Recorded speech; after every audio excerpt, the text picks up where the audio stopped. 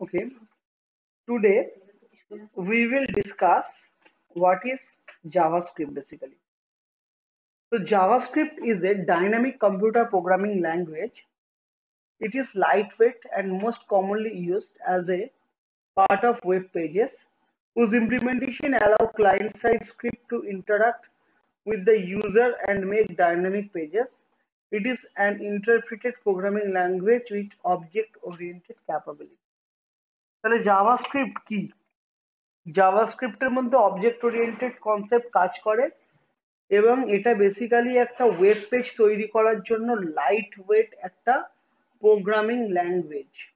Basically এটা যেহেতু স্ক্রিপ্টের কাজে লাগে সেই জন্য এটা প্রোগ্রামিং ল্যাঙ্গুয়েজের থেকেও আমরা বলতে পারি লাইট ওয়েট। মানে প্রোগ্রামিংটা ব্রাউজারের উপর বেশি প্রেসার ক্রিয়েট করে না, ঠিক আছে? লাইট ওয়েট মানে আমরা চাকাতে তো পারবো না, মানে that means that will not create a huge pressure on the machine. আমরা ধরো এটা পাওয়ার বিআই খুলে বলতে পারি না পাওয়ার বিআই is a lightweight software, কেন কি পাওয়ার বিআই লো কনফিগারেশন মেশিনে চলে না, মেশিনের উপর খুব প্রেসার ক্রিয়েট করে।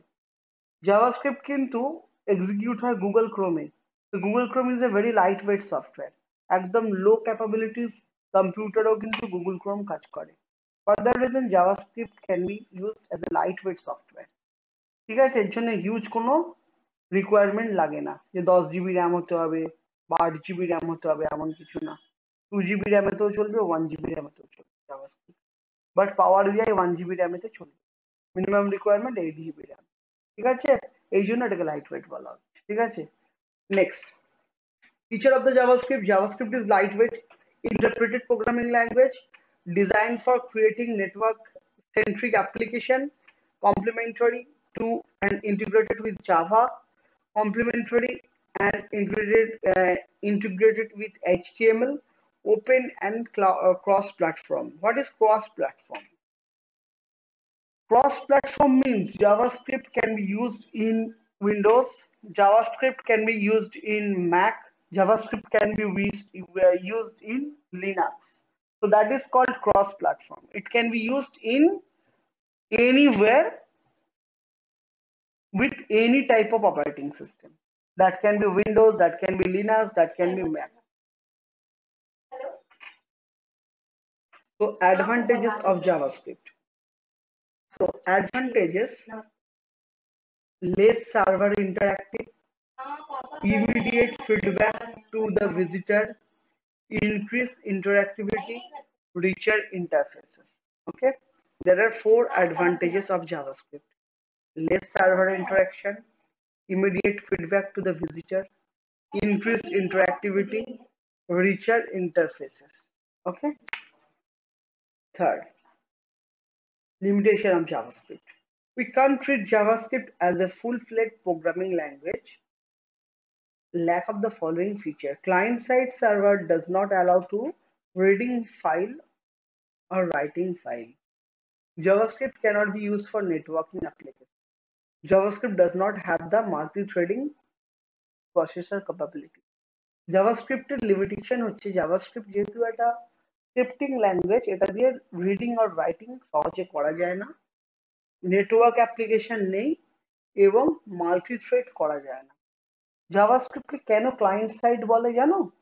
জাভাস্ক্রিপ্ট খালি ক্লায়েন্টের মেশিনেই কাজ করে, এটা সার্ভারে কাজ করে না। তো এটা থেকে আমরা ধরো মাল্টিপ্লেয়ার গেম করছি, ঠিক আছে? মাল্টিপ্লেয়ার গেম মানে সার্ভারের থ্রু দিয়ে হচ্ছে, নেটওয়ার্কের থ্রু দিয়ে। আমি একজনের সাথে খেলছি, সে ধরো ইউএসএ তে বসে আছে, ঠিক আছে? তো এটা কি না সার্ভার সাইড ল্যাঙ্গুয়েজ, এটা কিন্তু জাভাস্ক্রিপ্ট দিয়ে তৈরি করা যাবে না। জাভাস্ক্রিপ্টে যা তৈরি করা যাবে ক্লায়েন্ট সাইড ভ্যালিডেশন করা যাবে। লাইক তুমি একটা পেজ বানিয়েছো, সেই পেজের মধ্যে যদি কেউ ডেটা ফিল না করে, তুমি সাবমিট করতে চাইছো, তোমাকে তখন এরর দেবে, প্লিজ সাবমিট ইউর ডেটা, ঠিক আছে? এটা ক্লায়েন্ট মেশিনে কাজ হচ্ছে, that is not the remote machine, that is not working on the remote machine. For that reason, JavaScript is known as client-side programming language, not the server-side programming. So it can't be used as a networking programming. Okay, this is the limitation of JavaScript, right? Syntax. So JavaScript JavaScript syntax is a similar type of syntax that can be used in our C language. JavaScript এর C এর অনেক মিল পাবে তোমরা। JavaScript এর কোডটা লেখা হয় within script tag. That script tag can be denoted within body part. That script tag can be denoted within the head part, right?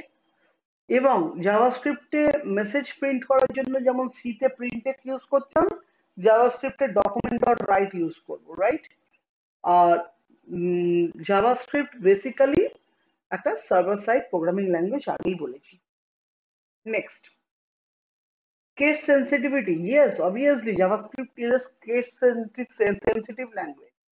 জাভাস্ক্রিপ্টে আমি ক্যাপিটাল স্মল আছে, যেখানে ক্যাপিটাল লাগবে ক্যাপিটাল লিখতে হবে, যেখানে স্মল লাগবে স্মল লিখতে হবে।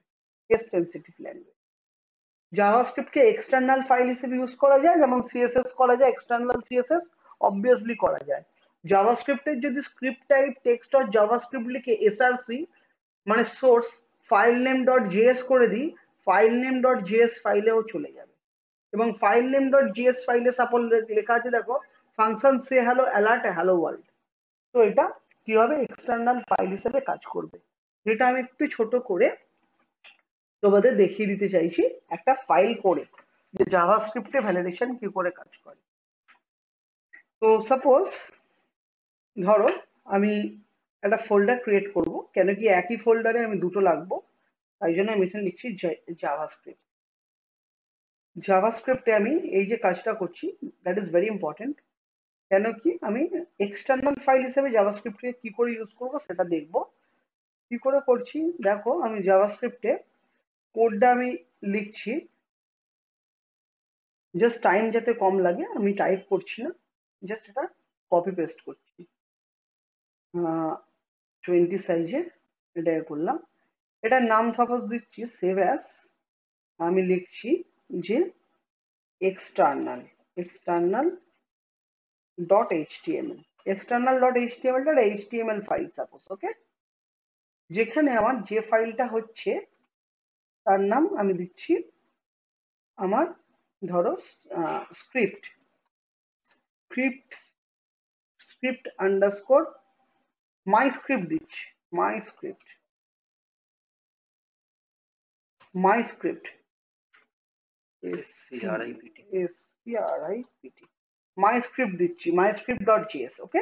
তাহলে আমার যে ফাইল থেকে ও নেবে তার নাম মাই স্ক্রিপ্ট ডট জিএস। এবার মাই স্ক্রিপ্ট ডট জিএস এ আমার এটা লেখা আছে। তাহলে মাই স্ক্রিপ্ট ডট জিএস আবার একটা নোটপ্যাড ফাইল খুলবো, যার নাম দেবো মাই স্ক্রিপ্ট ডট জিএস।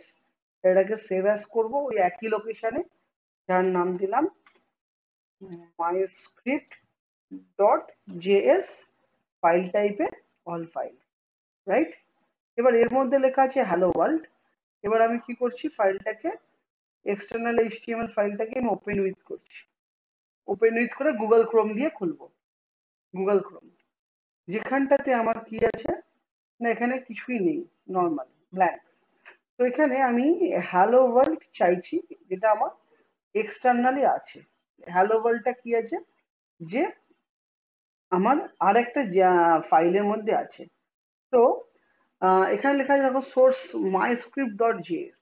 তাহলে যদি টেক্সট আমি মাই স্ক্রিপ্ট ডট জিএস ফাইলটা কোথায় রেখেছি, ঠিক মাই স্ক্রিপ্টের স্পেলিংটা দেখে নেবে একই লেখা আছে কিনা, মাই স্ক্রিপ্ট ডট জিএস, ওকে। এবার আমি এটাকে যদি ওপেন উইথ করি, ওপেন উইথ গুগল ক্রোম, এখানে দেখো এইচটিএমএল ফাইলটা আমার লোড হয়েছে, জেএস ফাইলটা আমার লোড হয়নি। তো জেএস ফাইলটা লোড হয়নি কেন, কারণ জেএস ফাইলটাকে আমি এখানে অ্যাক্সেস করিনি। আমি এবার জেএস ফাইলটা আমি ওপেন করে দেখি এখানে কি বলা আছে। দেখো জেএস ফাইলে আমার বলা আছে যে ফাংশন সে হ্যালো অ্যালার্ট হ্যালো ওয়ার্ল্ড। তাহলে সে হ্যালো আমাকে এখানে লিখতে হবে, সে হ্যালো আমাকে লিখতে হবে।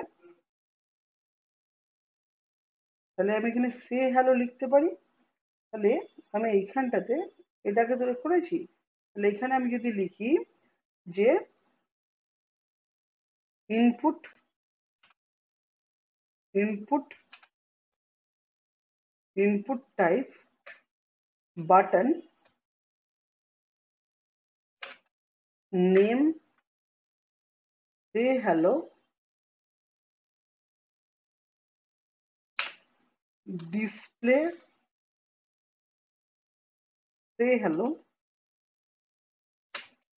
one click কি ফাংশনের নাম আমি দেখে নেব ফাংশনের নামটা আমরা কি লিখেছি ফাংশনের নামটা সে হ্যালো তাহলে সে হ্যালো যেভাবে লেখা আছে সেইভাবে আমি লিখলাম প্যারেনথেসিস দিয়ে দিলাম যাতে আমার ওটা কল হয় এবার আমি ফাংশনটাকে দেখতে চাইছি ওপেন উইথ এটা এখানে আমার বাটন আছে সে হ্যালো দেখো hello world but on that page আমার হ্যালো ওয়ার্ল্ড কিছু লেখা নেই যে পেজে আমার কন্ট্রোল হচ্ছে সেই পেজে হ্যালো ওয়ার্ল্ডের কোনো প্রিন্ট নেই তো ওটা ওই পেজে চলে যাচ্ছে তাহলে বাটনের ডিসপ্লে ভ্যালু ফিল্ড দিতে হয় একটা ভ্যালু ফিল্ডে আমি লিখলাম সে হ্যালো তাহলে সে হ্যালো বলে আমার একটা বাটন ক্রিয়েট হবে যে সে হ্যালোতে আমি ক্লিক করলে ওটা আমাকে দেখাবে সে হ্যালো বাটন ক্লিক করলে দেখাচ্ছে হ্যালো ওয়ার্ল্ড তাহলে এই হ্যালো ওয়ার্ল্ডটা কিন্তু আমার এই পেজে নেই বাবা এক্সটার্নাল ডট এইচটিএমএল পেজে নেই এটা কোন পেজে আছে মাইস্ক্রিপ্ট ডট জিএস এ মাইস্ক্রিপ্ট ডট জিএস আমি যদি ওপেন উইথ করি দেখো এখানে লেখা আছে হ্যালো ওয়ার্ল্ড এখানে যদি হ্যালো ওয়ার্ল্ড না লিখি অন্য মেসেজ লিখি যে hello students have a nice time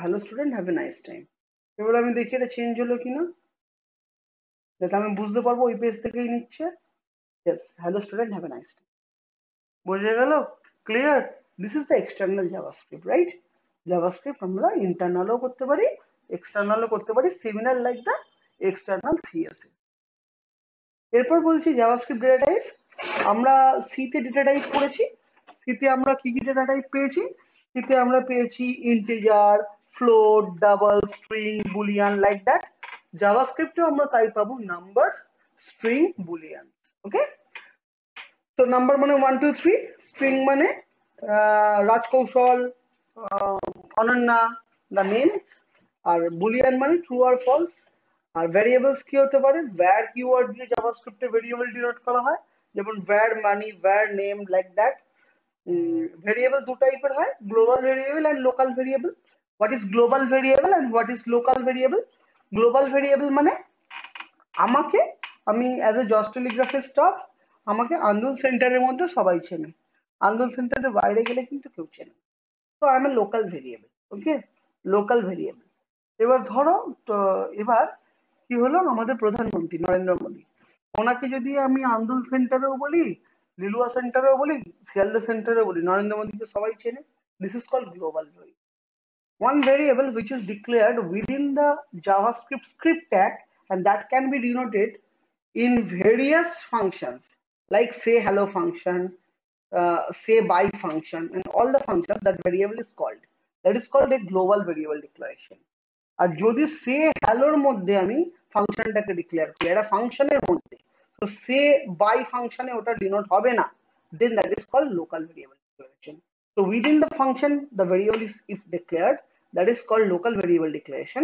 Outside the function within the script tag if the variable is declared that is known as global variable declaration right এগুলো কিন্তু ইন্টারভিউতে আসে হবে what are the operator in JavaScript there are several types of operators arithmetic operators comparison operators logical operators assignment operators and conditional operators right so what is your arithmetic operator we know addition subtraction multiplication division all are the arithmetic operations what is the comparison of operator logical greater than less than lesser greater than equals to lesser than equals to all of the comparison operator that means comparing with Raj Kaushal and Raj Kaushal and Rupayan.